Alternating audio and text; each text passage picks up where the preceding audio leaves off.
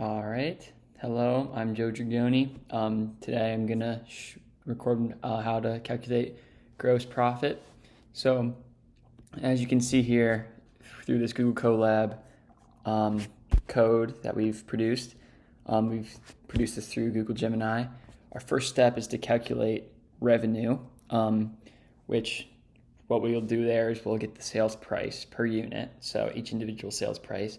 And as you can see here, we have it being $50 each. So we're selling a certain item for $50 each. And then we have to define our number of units sold. So in this case, if we sell 1,000 units, we'll mark it down as 1,000. And then to calculate the revenue, we'll just multiply the sales price 50 by the number of units sold, 1,000. And then that way it will print us our total revenue. The next step in our calculation will be to calculate the cost of goods sold. So to calculate the cost of goods sold, we have to calculate the cost per unit as well as the number of units sold. So if each item costs $20 to make, and then we have 1,000 units that we sold, like we determined in the first step, we multiply those two things together to get our cost of goods sold.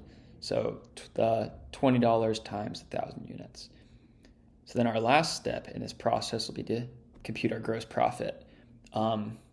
If we have our revenue of the 50 times 1,000, that'll give us 50,000.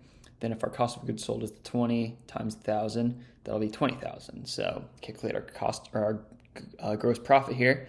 We subtract the cost of goods sold from the revenue.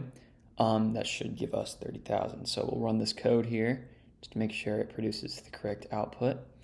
And as you can see, after running it, if we have a revenue of 50,000, a cost of goods sold 20,000, our gross profit here will be 30,000.